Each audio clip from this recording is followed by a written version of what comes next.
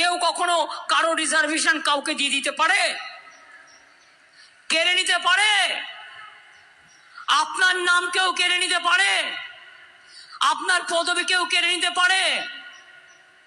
না আপনার সম্পত্তি কেউ কেড়ে নিতে পারে? দেশে কি আইন কানুন বলে কিছু নেই?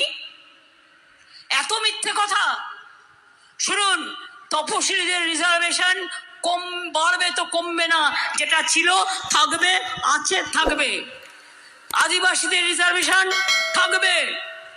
আমার এখানে ইকোনমিক ব্যাকওয়ার্ড ক্লাসও আছে, আমরা তাদের পড়াশোনায় রিজার্ভেশন করে দিয়েছি, তাদের অনেক সাহায্য করি। আর সংখ্যালঘুদের জন্য মনে রাখবেন 17% ওবিসি রিজার্ভেশনের মধ্যে দিয়ে আমি 97% সংখ্যালঘুদেরও রিজার্ভেশন করিয়েছি।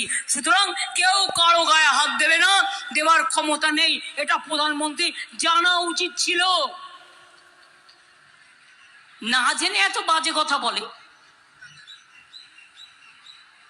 মিথ্যে কথা বলার গ্যারেন্টি। আপনারা জানেন 21 সালে লাস্ট আমাদের ইলেকশন হলো। আমরা আপনাদের কি বলেছিলাম? আমরা যদি জিতি আপনাদের লক্ষ্মীর ভান্ডার করে দেব। করে দিয়েছি? দিয়েছি কি দিইনি?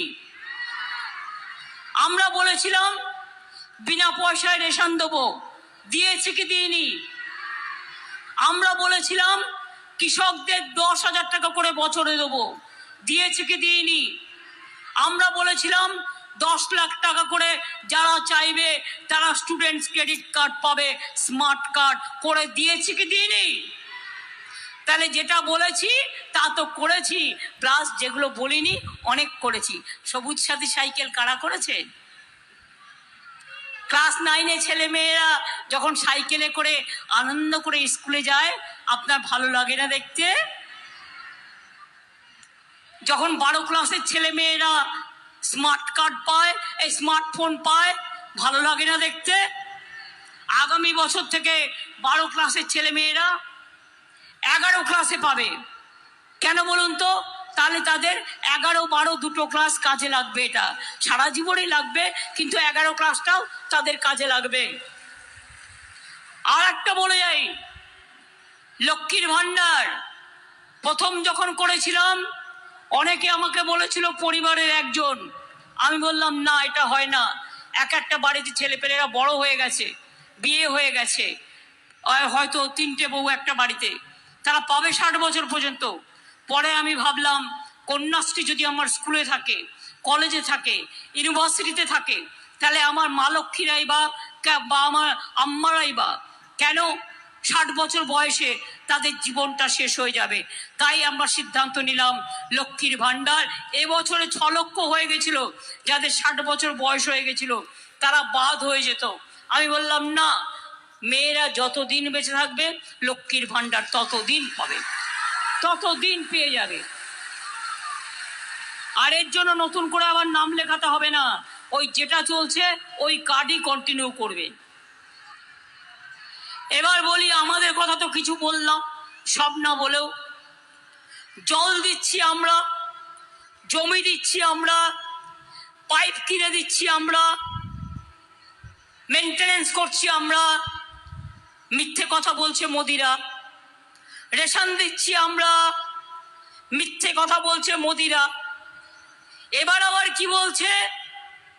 ঘরে ঘরে গ্যাস দেবে, এটা নাকি মোদি বাবুর গ্যারেন্টি। আপনারা শুনেছেন তো? বিজেপির 420 ঘরে ঘরে গ্যাস। গ্যাসের দাম কত? বিনা পয়সায় চাল 1000 টাকার গ্যাসে ফুটছে, বিনা পয়সায় চাল। বাহবা নন্দলাল, বাহবা বিজেপি লাল, এদের আবার বড় বড় কথা। আর কি বলছে? বিনা পয়সায় বিদ্যুৎ দিচ্ছি। বিনা পয়সায় বিদ্যুৎ পান আপনারা? বিনা পয়সায় বিদ্যুৎ দিচ্ছে। ইলেকশনের আগে যত মিথ্যে কথা। বিদ্যুৎ তো দেয় না, বরঞ্চ ওদের নাকি এটা গ্যারেন্টি। আর গ্যারেন্টি মানে নো গ্যারেন্টি, ওটা হচ্ছে 420। গ্যাসের গ্যারেন্টি 420, 15 লাখ টাকা করে দেবে বলেছিল, ওটা 420। 2 কোটি ছেলের চাকরি দেবে বলেছিল বছরে, ওটা 420। গ্যাস দেবে বলছে, ওটা গ্যাস বেলুনের থেকে বড় গ্যাস, ওটা 420।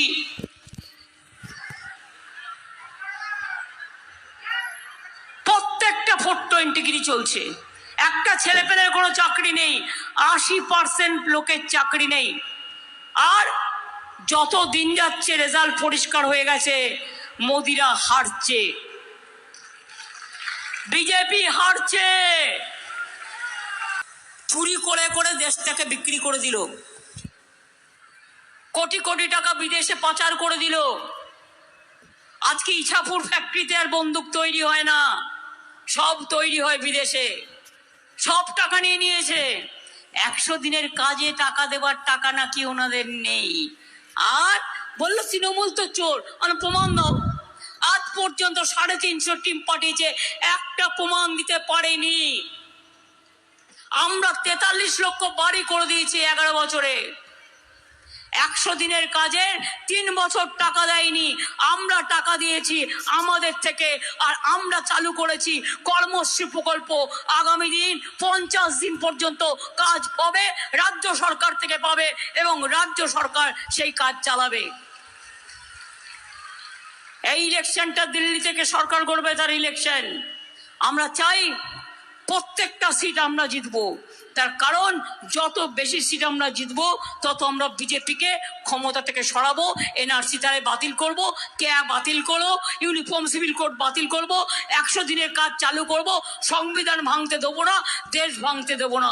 এটা মাথায় রেখে দেবেন। তাই আজকে মোদি যাক, দেশ থাক। মনে রাখবেন, ছাত্র যুবদের চাকরি খেয়ে নিচ্ছে। হঠাৎ করে বললেন বোমা ফাটাবো, 26,000 ছেলে মেয়ের চাকরি খেয়ে নিয়ে হাসছে। মানুষকে কেউ বাঘ দেখেছেন? চাকরি খেয়ে কেউ বাঘ দেখেছেন? আরে ডেঞ্জারাস। 10 লক্ষ চাকরি আমরা দেবো বলে রেডি হয়ে পড়ে আছি।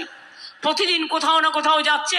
আর জুটেছে সিপিএম এর একটা অপদার্থ, 2-3টে অপদার্থ মিলে যাচ্ছে। আমরা করলে কিল, ওরা করলে পিল, আর করে সব আটকে দিচ্ছে। আর টাকা ইনকাম করছে। ছাত্রছাত্রীদের চাকরি খাওয়ার জন্য ছাত্রছাত্রীদের কাছে কেস করবে বলে কম টাকা নেয়নি। নির্লজ্জ সব। এদের রাজনীতি করা মানায়? আজ যদি একটা গরিব লোক বিপদে পড়ে, আমি যদি কোর্টে দাঁড়াই, আমি দাঁড়াতেই পারি, আমি লয়ার আছি এমনিতেই, তাই বলে আমি টাকা নিয়ে করব? সবাই কি টাকা নিয়ে করে? যারা রাজনীতিও করবে, এমপি এমএলএও হবে, মেয়রও হবে, আবার টাকা দিয়ে কেসও করবে আর চাকরিও আটকাবে।